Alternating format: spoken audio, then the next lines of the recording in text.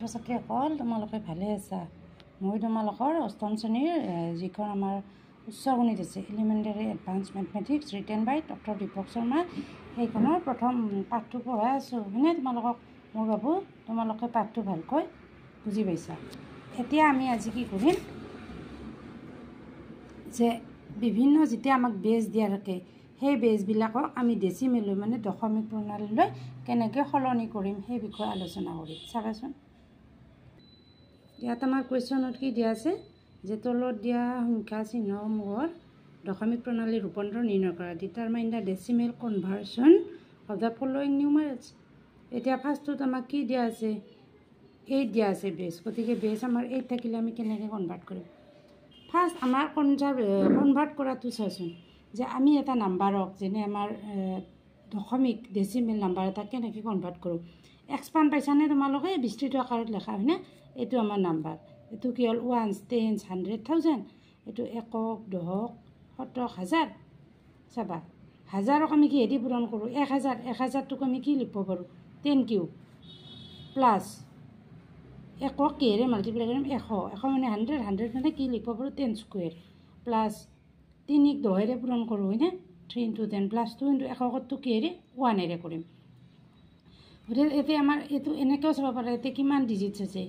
1 2 3 4 ফাৰ্ষ্টটো কি হ'ব 10 to the power 0 নেক্সটটো 10 to the power 1 10 to the power 2 10 to the power 3 এনেকৈ আমি মনত ৰাখিব পাৰোঁ গতিকে আমি যেতিয়া আমি এই চাবা বেজবিলাক আমাৰ বেলেগ বেলেগ দিয়া থাকিব তেতিয়া আমি কাউণ্ট কৰি ল'ম এইটো ফাৰ্ষ্টটো কি হ'ব এইটো 0 পৰা ষ্টাৰ্ট হ'ব 0 তাৰপিছত 1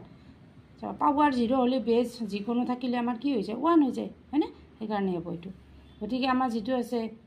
এইটো 2 আছে হয়নে 2 কিহেৰে হ'ব মাল্টিপ্লাই 1 প্লাছ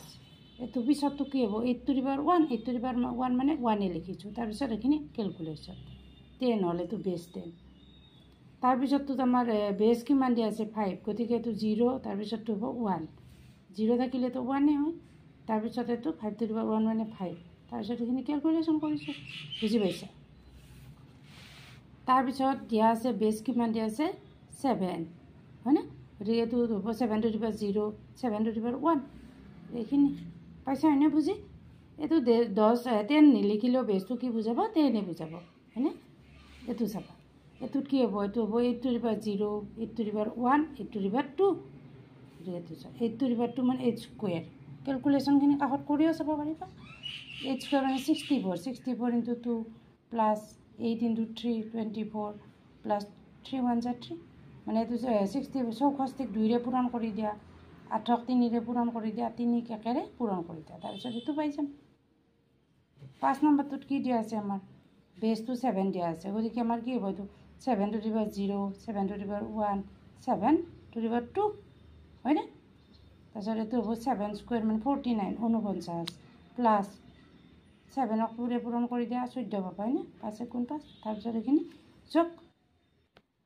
এইটোত কি চাবা এইটোত বেজ 5 গতিকে 5 to the power 0 5 to the power 1 5 square এইখিনি পাই গ'লা হয়নে কেলকুলেশ্যনখিনি তোমালোকে নিজে কৰিবা তাৰপিছত এইটোত কিমান আছে বেজ আছে 8 গতিকে 8 to the power 0 8 to the power 1 8 to the power 2 8 to the power 3 তাৰপিছত 8 কিউব মানে হয় আমাৰ 512 প্লাছ 8 8 × 64 64 into 2 কৰি দিয়া এইটো কৰি দিছোঁ কাষত তাৰপিছত প্লাছ 8 5 × 40 তাৰপিছত 2 × 15 তাৰপিছত এখন কৰিবা কেলকুলেশ্যন তাৰপিছত এইটোত চোৱা বেজ কিমান আছে বেজ আছে আমাৰ 5 গতিকে হ'ব এইটো 5 to the power 0 5 to the power 1 5 to the power 2 5 to the power 3 গতিকে 5 কিউব into 2 এইটো 250 হয় তাৰপিছত 5 স্কুৱেৰ মানে 24 into 25 into 4 100 প্লাছ 0 প্লাছ 2 1 × 3 হয় তাৰপিছত কেলকুলেশ্যনখিনি এইখিনি এতিয়া কেলকুলেশ্যনখিনিতো তোমালোকে পাৰিবাই তাৰপিছত এইটোত আছে চোৱা বেজ কিমান আছে 3 এইটো চাবা এইটো হ'ব 0 1 2 3 4 5 গতিকে 1 into 3 to the power 5 plus এইটো 0 গতিকে এইটো কিমান হ'ব 3 হ'ব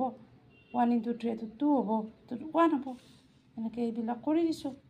এতিয়া চা 3 to the power 5 মানে কি হয় 3 to the power 4 হ'লে 81 5 হ'লে 243 তাৰপিছত 3 কিউব মানে হ'ব 27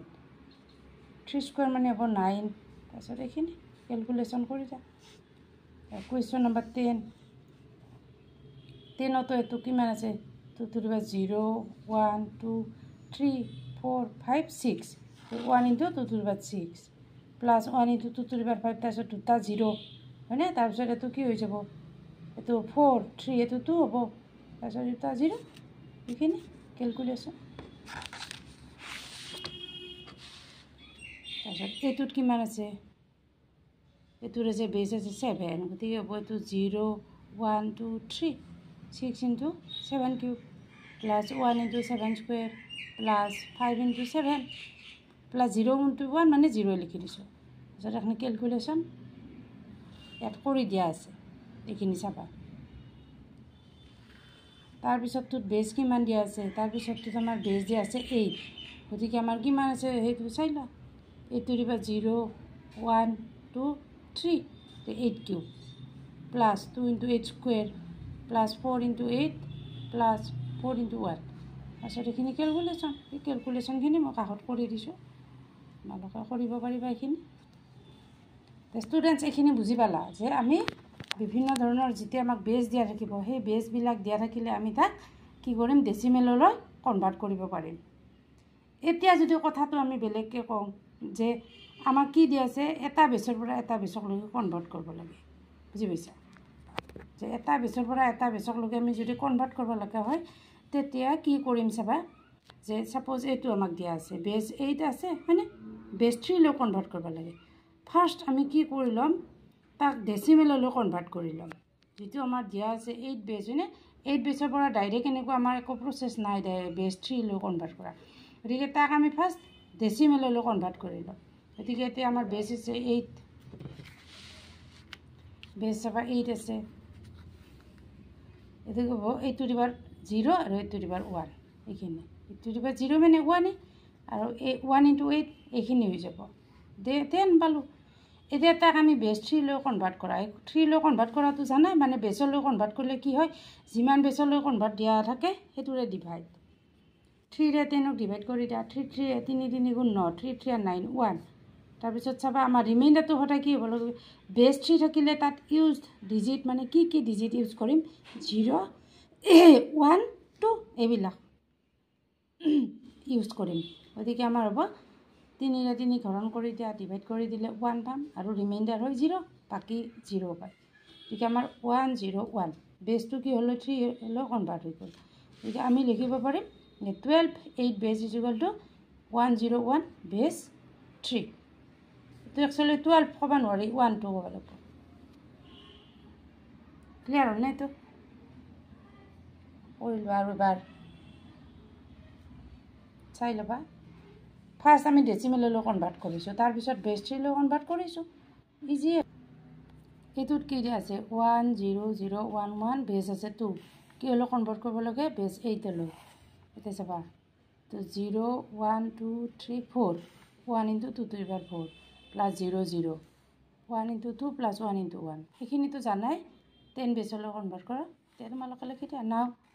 তাক বেছ কি হ'লেও কনভাৰ্ট কৰিব দিছে আমাক 8লৈ গতিকে 8ৰে ডিভাইড কৰি দিয়া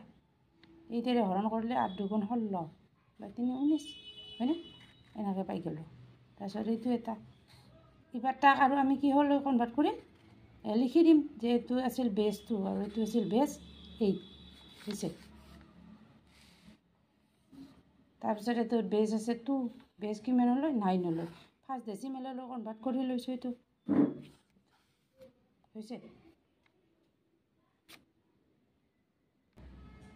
তাৰপিছত এইটোত কি আছে বেছ আমাৰ 8 আছে 2 লৈ কনভাৰ্ট কৰিব লাগে বেছ এইটো হ'ব 0 1 2 5 into 8 square plus 3 into 8 plus 8 into 1 এইটো পালোঁ এতিয়া কিমান বেছলৈ 2 লৈ কনভাৰ্ট কৰিব লাগে গতিকে 2ৰে ডিভাইড কৰি দিয়া 2ৰে ডিভাইড কৰোঁতে আমি কি পাই গ'লোঁ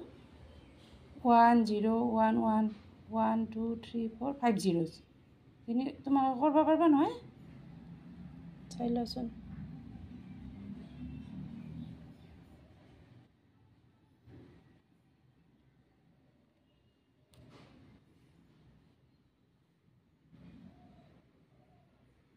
তাৰপিছত এইটোত কি দিয়া আছে বেছ দিয়া আছে 8 গতিকে এইটো পাবা 0 1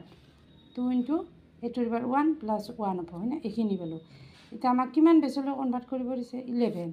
11 ডিভাইড কৰি দিয়া গতিকে therefore 27 বেছ 8 ইজ ইকুৱেল টু 27 নক'বা 27 বেছ 8 ইজ ইকুৱেল টু 1 বেছ 11 এনেকৈ আমি কি কৰিম এটা বেছৰ পৰা আনটো বেছলৈ এনেকৈ কনভাৰ্ট কৰিব পাৰিম বা ডেচিমেলত দিয়া থাকিলে বেলেগ বেলেগ বেছলৈ কনভাৰ্ট কৰিম বা বেলেগ বেলেগ বেছৰ পৰা বেলেগ বেলেগ বেছলৈ কনভাৰ্ট কৰিলে এনেকৈ আমি কনভাৰ্ট কৰিব পাৰিম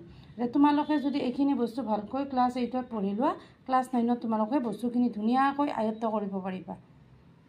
তোমালোকৰ ভাল হওক সেইটোৱে মোৰ উদ্দেশ্য হয়নে নহয়